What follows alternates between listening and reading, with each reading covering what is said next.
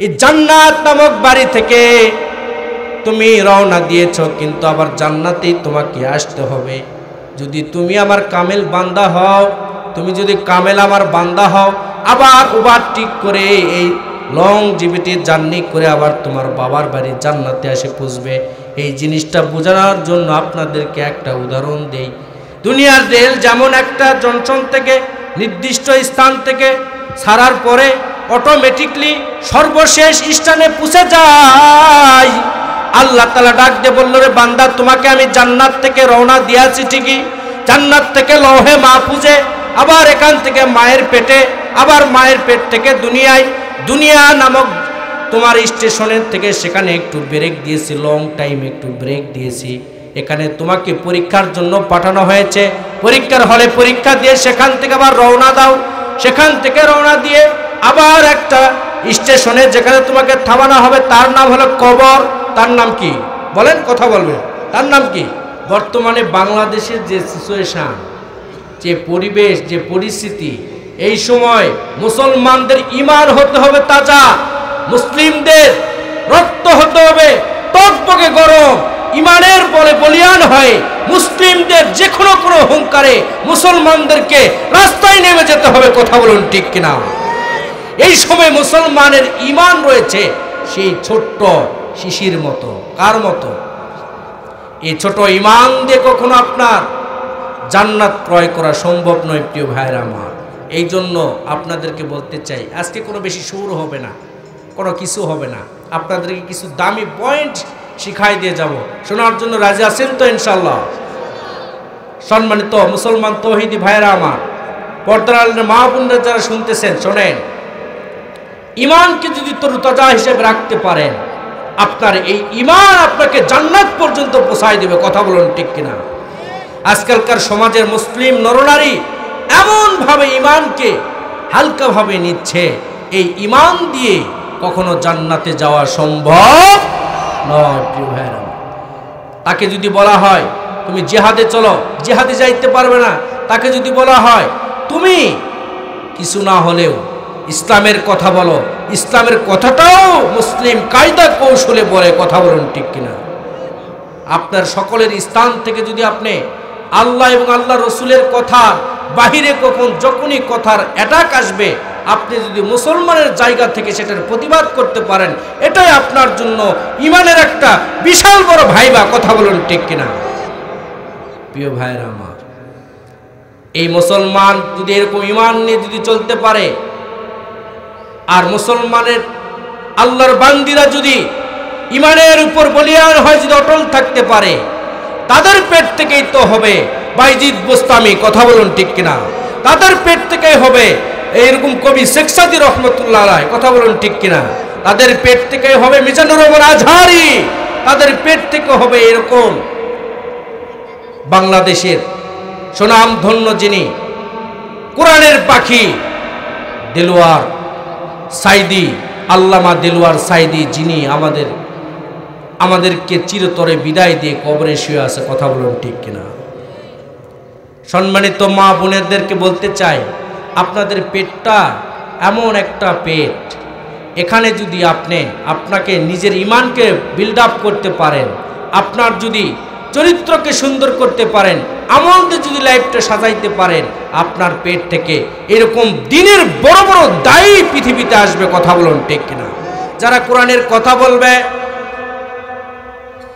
যারা কোরআনের দাওয়াত দিবে, ময়দানে সুন্দর করে দাওয়াত দিবে, যেই দাওয়াত শুনে মানুষের হৃদয়ে আসর করবে, আর মানুষের পাপ কাজ থেকে মানুষ অতি তাড়াতাড়ি জান্নাতের পথে আসবে, এইরকম দাওয়াত দেওয়ার জন্য যেই সমস্ত আজকালকার সমাজে যেই সমস্ত আল্লাহর বান্দা রয়েছে, যারা ইসলামের দাওয়াত দিচ্ছে, এদের পথে যারা আমরা রয়েছি, আমরা যদি তাদের সংস্পর্শে থেকে আমরাও যদি নিজের ঈমানকে যদি আমরা মজবুত করে তাদের দলে অ্যাক্টিভ হয়ে যদি এখনো যদি বাংলার জমিন কেন, বাংলার জমিন সহ যত মুসলমান পৃথিবীতে রয়েছে, তারা যদি এক প্ল্যাটফর্মে কাজ করে, আল্লাহর নবী বলেছেন এই মুসলমান আল্লাহু আকবারের তাকবীর দিবে আর বাতিল পালাতে দেরি করবে না। কথা বলুন ঠিক কিনা?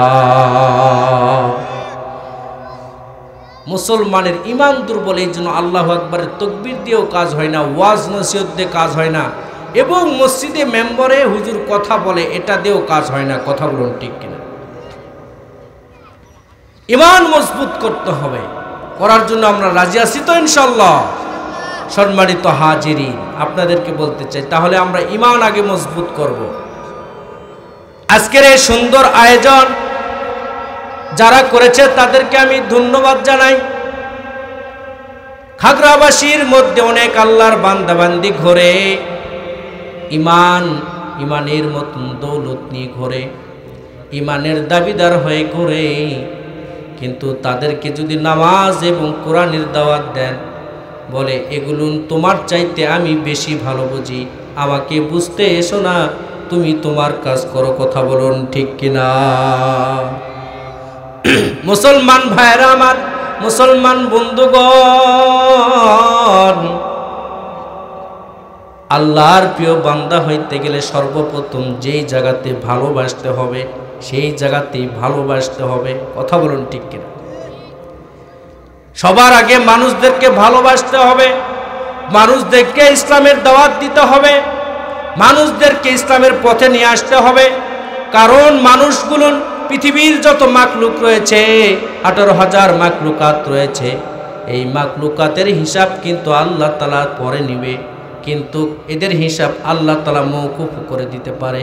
কিন্তু একমাত্র যেই জাতির হিসাব হবে তার নাম হলো ইনসান। এই ইনসানের হিসাব কিন্তু আল্লাহ তাআলা কিয়ামতের ময়দানে সবার আগেই নিবে। কথা বলুন ঠিক কিনা?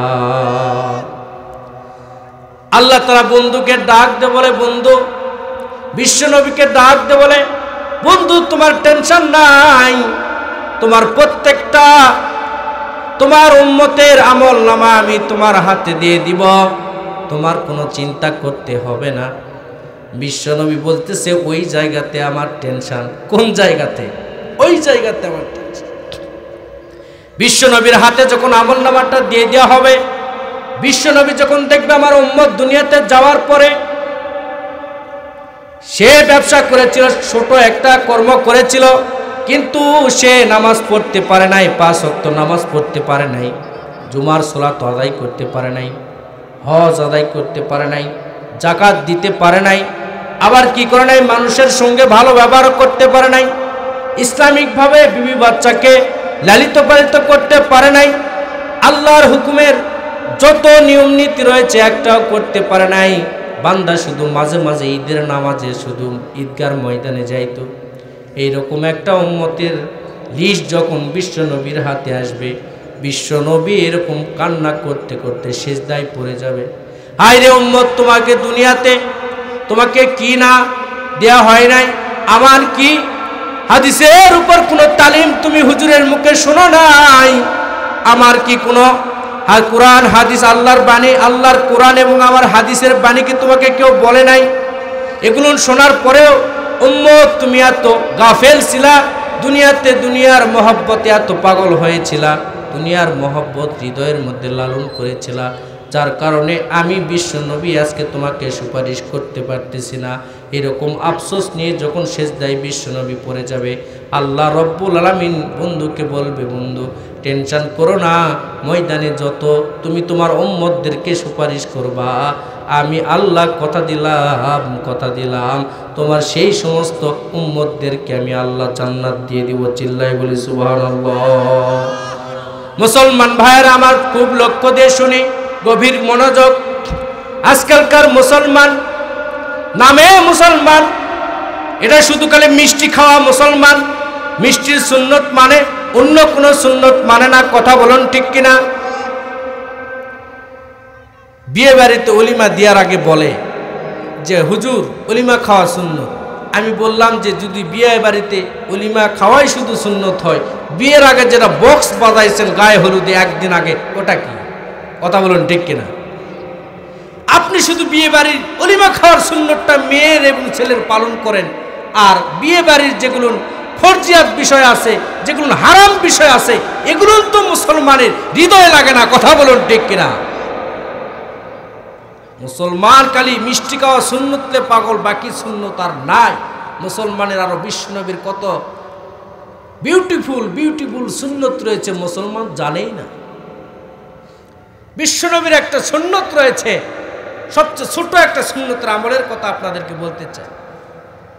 মেসওয়াক চিনেন তো? মেসওয়াক, আধ হাতের মেসওয়াক যদি কোনো বিশ্বনবীর উম্মত 5 ওয়াক্ত নামাজের ওযু তৈরির আগে যদি কোনো উম্মত যদি কন্টিনিউ করতে পারে, আল্লাহর নবী বলেছে এই মেসওয়াকের আমল যে আমার উম্মত করলো, একটি আমলও যদি করে সে কলেমা না পড়ে সে মৃত্যুবরণ করবে না। সুবহানাল্লাহ বলি।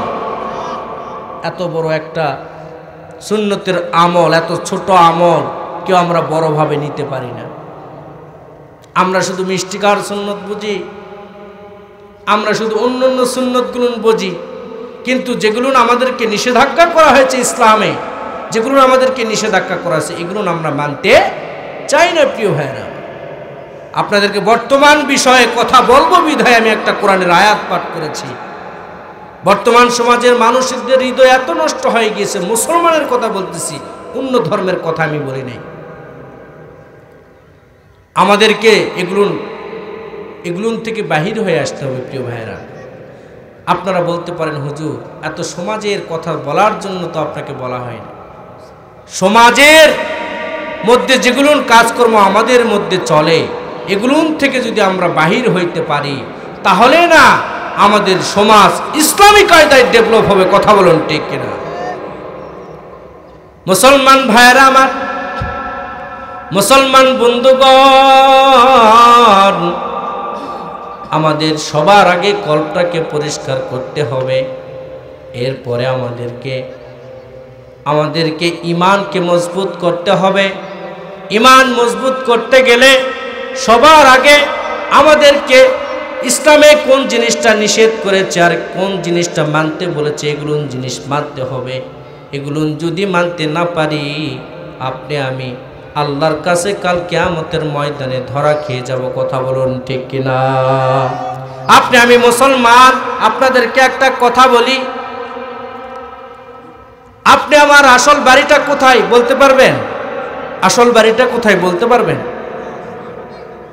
আপনি আমার আসল বাড়িটা কোথায় আমি বলে দেই। আপনি আমার আসল বাড়িটা হচ্ছে জান্নাত। কোথায় বলেন?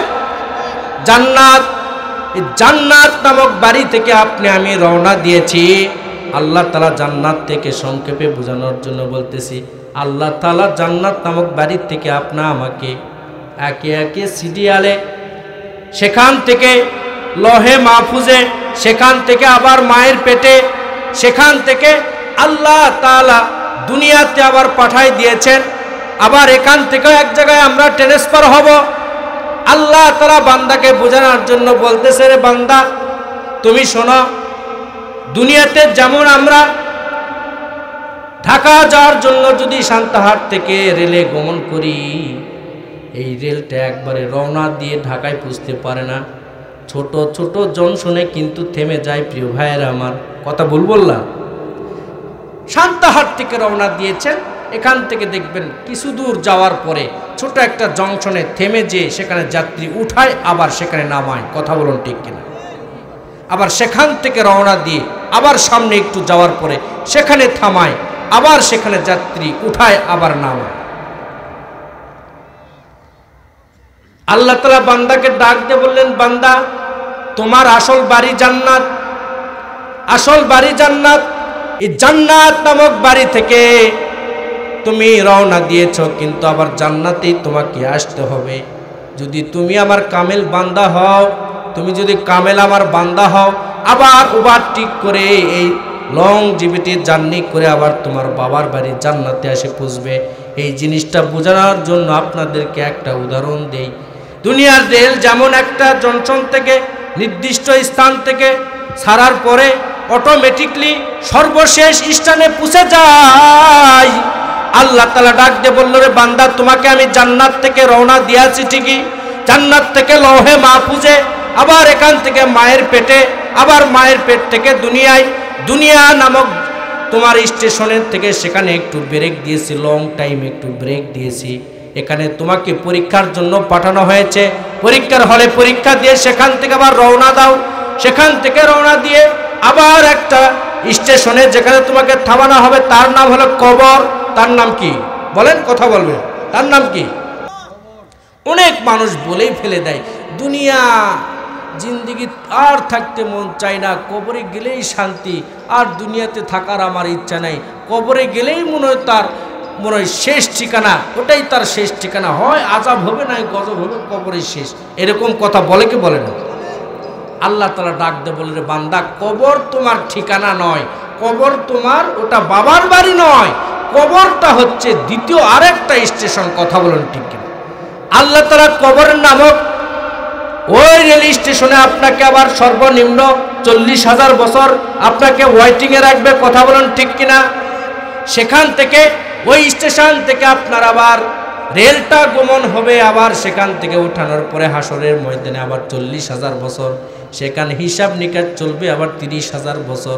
এভাবে করতে করতে আপনাকে যখন ফয়সালা দিয়ে দুনিয়াতে অল্প সময়, কেউ 23 বছর, কেউ 40 বছর, কেউ 65 বছর, এভাবে যারা পরীক্ষা দিয়েছেন, এই রেজাল্টটা ফলাফলটা দেখার পরে আল্লাহ তাআলা যদি আপনাকে দেখে বাবার বাড়ি জান্নাতে যাওয়ার মতন বান্দার সেই রকম মার্ক তুলেছে, সেই রকম তার রেজাল্ট হয়েছে, আল্লাহ তাআলা সেই ময়দানে আপনার প্রত্যয়ন পত্রে আপনার রেজাল্টটা দেখার পরে একটা সিগনেচার করে বিশ্ব নবীর হাতে আপনার প্রত্যয়ন পত্রটা উম্মত হিসাবে দিয়ে দিবে। আল্লাহর নবী আপনাকে আমাকে যদি রেজাল্টটা ভালো হয়, 5 নাম্বার তুলতে পারলে আপনি আমাকে বিশ্ব নবী সঙ্গে করে নিয়ে সেই সংরক্ষিত বাবার বাড়ি জান্নাতে রওনা দিবে। চিল্লায় বলি সুবহানাল্লাহ। তাহলে কবর আসল ঠিকানা নয় প্রিয় ভাইয়েরা আমার, কবর আমাদের আসল ঠিকানা নয়। এই জন্য আপনি আমাকে, আমরা তো ভাবি দুনিয়ার জিন্দিগি শেষ হলেই কবরে গেলে আমাদের মনে হয় শান্তি। নো, এগুলো আমাদের ভুল ধারণা প্রিয় ভাইয়েরা। আপনি আমাকে ভাবতে হবে বাবার বাড়ি জান্নাতে, সেখান থেকে রওনা দিয়েছি, আবার ওখানে যেন ঢুকতে পারে। ঢোকার জন্য কারা কারা রাজি আছে ইনশাআল্লাহ হাত উঠান। আল্লাহ তাআলা এই হাতগুলোকে কবুল করে নেও সকল, আল্লাহুম্মা আমিন। হাত দামান প্রিয় ভাইয়েরা আমার। আজকের যে আয়োজন, এটা পুরাটা একটা মসজিদ ভিত্তিক আয়োজন। কথা বলুন ঠিক কিনা? আমি ভুলেই গিয়েছিলাম, এত সুন্দর আয়োজন দেখে যেটা মসজিদের আয়োজন, এটা আমি ভুলে গিয়েছিলাম। মাশাআল্লাহ, এত সুন্দর একটা মসজিদ করার উদ্যোগ, আল্লাহর ঘর নির্মাণের একটা পদক্ষেপ তারা নিয়েছে, এটা অত্যন্ত একটা ভালো কাজ। আমি চাই এইরকম আল্লাহর ঘর, নবীর ঘর এলাকায় প্রত্যেকটা মহল্লায় হয়, এলাকার বিল্ড আপ হোক, এলাকার উন্নতি হোক। সকল বল সুবহানাল্লাহ। আমরা এগুলোর পথে থাকতে চাই তো ইনশাল্লাহ। আমরা আল্লাহর ঘর, মসজিদ, মাদ্রাসার সঙ্গে আমরা সম্পৃক্ত থাকবো ইনশাল্লাহ। আমরা এগুলো বিভিন্ন গুনার কাজে সম্পৃক্ত না থেকে আমরা আল্লাহর ঘর এবং মসজিদ মাদ্রাসার সাথে আমরা থাকবো। রাজি আছি তো ইনশাল্লাহ?